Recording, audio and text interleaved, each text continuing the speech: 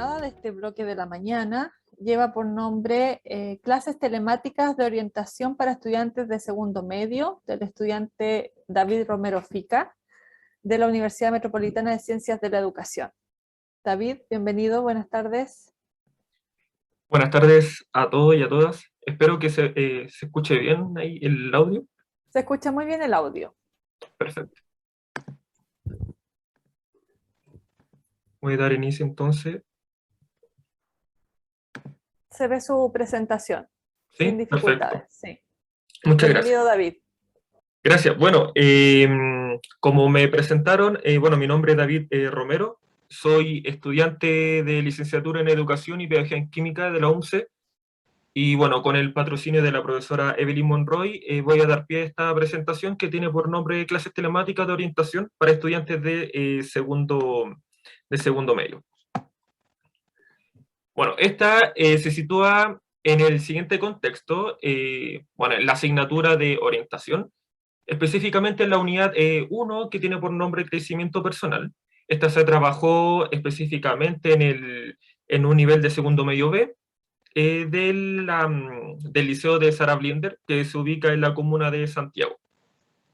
Para el desarrollo de esta experiencia se utilizaron diferentes plataformas, inicialmente y principalmente la Meet Google, sí, como plataforma de videoconferencia, la cual tenían una duración cada clase de 60 minutos, y de forma complementaria Google Classroom. Bueno, el objetivo que se trabajó en esta unidad es el que se plasma a través del currículum vigente, que es el OA02, y por otro lado, las habilidades TIC que se han desarrollado son tres principalmente. La primera es crear y compartir información a través del uso de TIC, publicar información propia en plataformas virtuales como Classroom, y además retroalimentar a otras. Y por último, respetar las normas éticas en su participación en espacios virtuales. Dentro de esta experiencia, como había comentado, se sitúa en la asignatura de orientación, que tuvo como meta general desarrollar la responsabilidad y el cuidado de sí mismos y de los demás.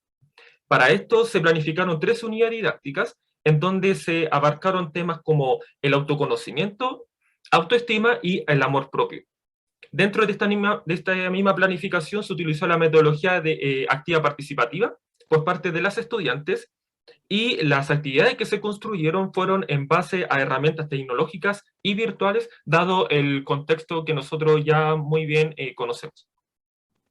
En la clase número 1, bueno, se tuvo por objetivo comprender el concepto de autoconocimiento, y para esto, en el inicio de esta, se utilizó un relato de un cuento llamado El Castillo del Silencio, relato audiovisual que, bueno, la persona que les habla se construyó a través de una plataforma computacional, y utilizando este relato se generaron diferentes preguntas abiertas que lograban vincular el contenido de este cuento con el autoconocimiento. Luego, ya en el desarrollo de la misma clase, con el apoyo de una presentación PowerPoint, se desarrollaron diversas preguntas en donde relacionaban el autoconocimiento con los factores externos que se vinculan a nosotros. Y por último, en el cierre, se trabajó en función de la reflexión y la metacognición sobre el concepto del mismo autoconocimiento, y aquí las estudiantes tomaron este concepto y lo definieron ya de manera grupal. Como le había comentado, tanto en el inicio como en el desarrollo se utilizaron diversas preguntas abiertas, como qué entendían ellas por autoconocimiento, cómo se relacionaba con el cuento, y en el desarrollo, cómo demostraban ellas sus sentimientos, cómo reaccionaban en situaciones de estrés y felicidad, etcétera, que permiten así también tener conocimientos de las diversas concepciones que aparecían en clase. Ya en la clase número 2, que tenía como objetivo comprender el concepto de autoestima a través de las experiencias vividas con la finalidad de concientizarse sobre el desarrollo individual, en el inicio se utilizaron con la finalidad de activar los conocimientos previos, conocer las apreciaciones de las estudiantes, se utilizaron 2 preguntas. La primera apuntaba a qué recordaban ellas del autoconocimiento, y la segunda, cómo relacionaban esto con el autoestima. Posteriormente, se explicaron diferentes subconceptos vinculados a la autoestima, cómo conocerse, quererse, valorarse, etcétera. Y además se presentaron diferentes situaciones ficticias, específicamente 3, como se muestra aquí en la imagen, en la presentación, en donde las estudiantes identificaron que sus conceptos se encuentran presentes y otros ausentes.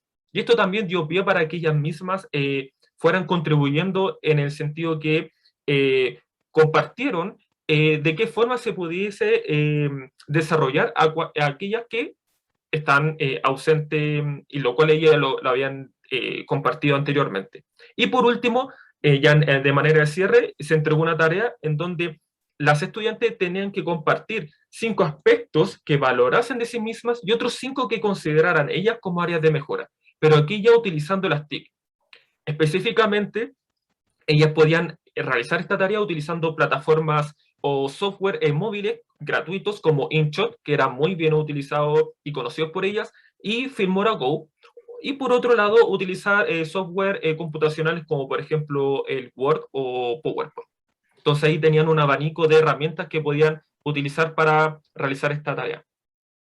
Como última clase, se encontró el objetivo de comprender el amor propio mediante el autoconocimiento y la autoestima, y para esto en el inicio de ella se utilizaron 2 grandes preguntas. La primera apuntaba a si los cambios internos eran de una forma progresivo o tenían un carácter instantáneo, y por otro, si estos se vinculan de una u otra forma con cambios externos o con factores externos.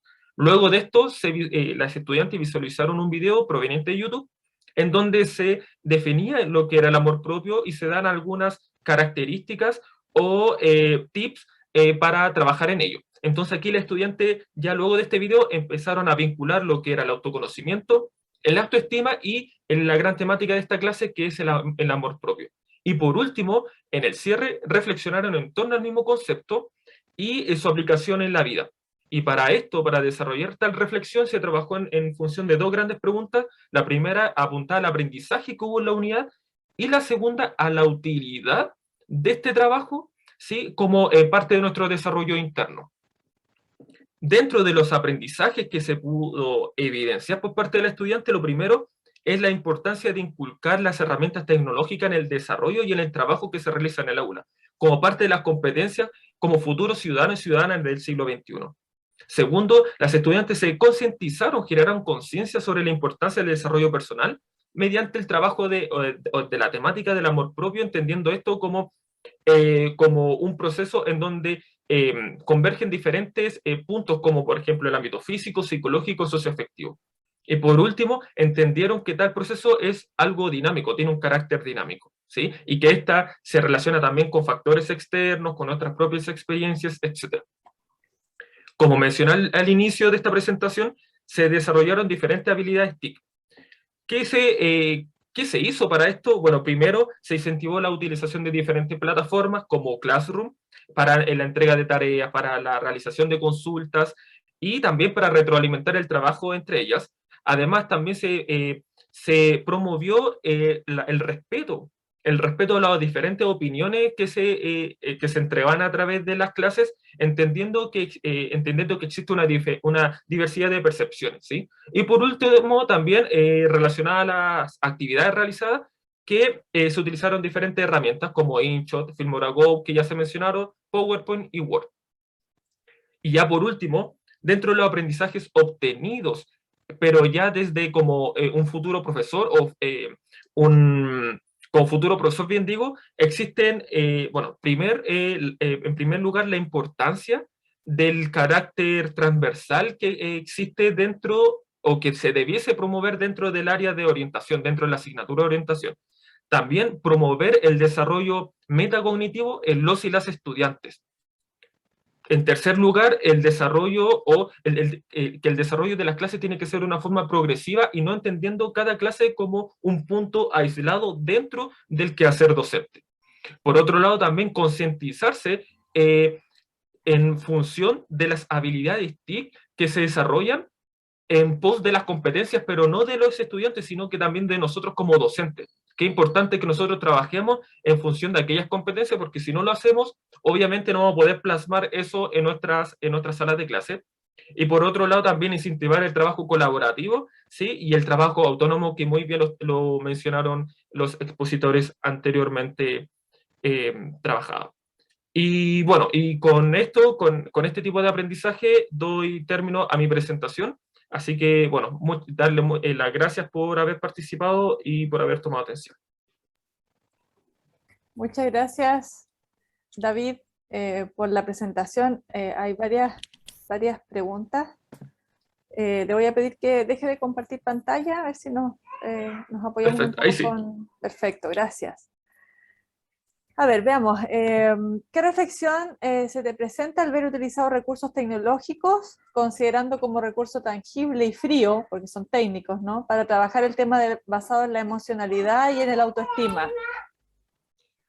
A ver, ¿qué reflexión obtengo de aquello que al principio pensé que no se iba a dar de forma fructífera en la utilización de este tipo de herramientas? Claro, pensando en la lejanía, ¿cierto? Pensando en el carácter que tiene realizar este tipo de clases a través de o sea, de alguna plataforma de videoconferencia, pero fue todo lo contrario. Fue todo lo contrario lo que surgió. De hecho, las estudiantes, bueno, no lo mencioné por tema de tiempo, pero las estudiantes agradecieron que primero se diera esta variabilidad de herramientas tecnológicas para trabajar, y segundo, utilizar estos temas tan importantes para ellas, porque si nosotros nos centramos en el desarrollo cognitivo, ¿cierto?, de ellas, son adolescentes.